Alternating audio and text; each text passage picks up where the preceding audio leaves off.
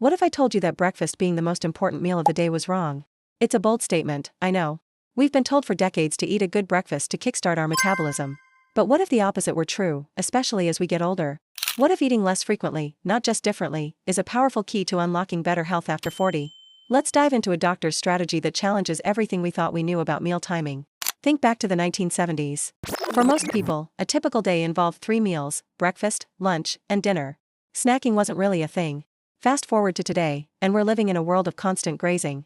We eat when we wake up, grab a mid-morning snack, have lunch, an afternoon pick-me-up, dinner, and maybe even a late-night treat. We're eating from the moment we open our eyes until we go to sleep. This constant eating puts a huge strain on our bodies. As one doctor put it, it overtaxes our pancreas and our digestive system. Our bodies never get a break to properly digest and absorb nutrients. The result? It's no wonder that 2/3 of women between the ages of 40 and 50 are overweight, and a similar number of men are struggling too. It's not just about what we eat, but when we eat. To understand why this happens, we need to talk about 2 different states your body can be in, being a sugar burner or a fat burner. Most of us, because of our constant eating habits, are sugar burners. We eat, our blood sugar spikes.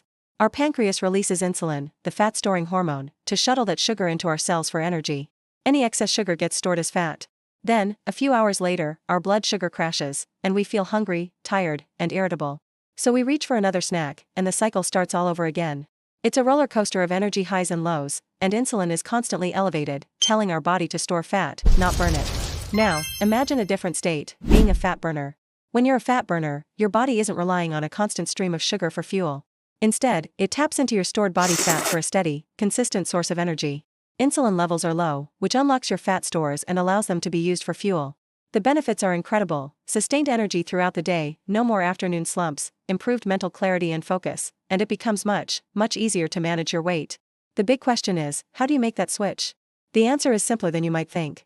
The strategy to flip the switch from being a sugar burner to a fat burner is intermittent fasting.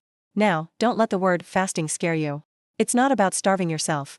It's simply the absence of food during a prescribed period. It's about creating intentional windows of time when you eat, and windows of time when you don't. One of the most popular and easiest methods to start with is the 16:8 method. This means you fast for 16 hours and have an 8-hour window where you eat your meals.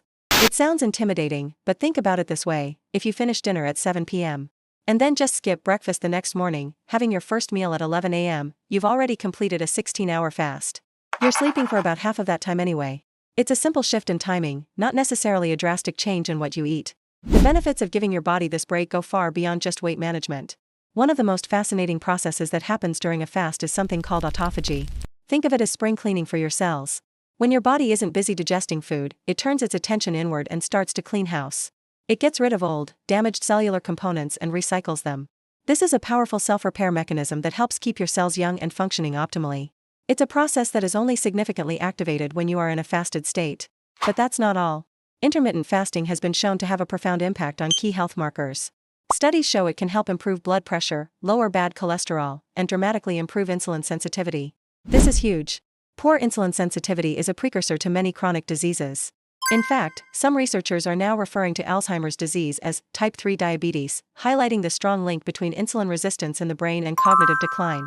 By giving your pancreas a rest and allowing your insulin levels to drop, you're not just helping your waistline, you're protecting your long-term brain health and reducing your risk for a host of other issues. It's a powerful tool for preventative health. Now, it's incredibly important to state that intermittent fasting is not for everyone. There are specific groups of people who should avoid it. This includes brittle diabetics who are on medication, women who are pregnant or breastfeeding, and anyone with a history of eating disorders. It's also generally not recommended for individuals under 18 whose bodies are still growing, or for adults over 70, or anyone who is frail or underweight. The most critical piece of advice is this: you must discuss any significant changes to your diet or lifestyle with your healthcare provider first. This is about making informed decisions for your unique health situation. This is not medical advice, but rather an exploration of a fascinating health strategy.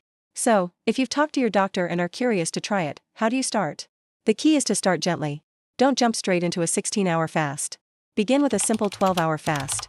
If you finish dinner at 8 p.m., you just wait until 8 a.m. the next day to eat. Most people are already doing this. Once you're comfortable, you can gradually extend that fasting window to 13 hours, then 14, and so on, until you find what works for you. During your fasting period, you can and should drink water. Black coffee and plain tea are also fine and won't break your fast. Anything with calories, however, like sugar in your coffee or a splash of milk, will. The beauty of this approach is its simplicity and flexibility. There are no special foods to buy, no complicated meal plans to follow. It's a strategy that adapts to your life, not the other way around. By simply changing when you eat, you can potentially tap into your body's natural ability to burn fat, clean out old cells, and improve your overall health markers. It's a free, flexible, and simple tool that empowers you to take control of your health, especially as you navigate the changes that come after 40. Thank you for watching, and if you found this helpful, please like and subscribe for more content to help you thrive.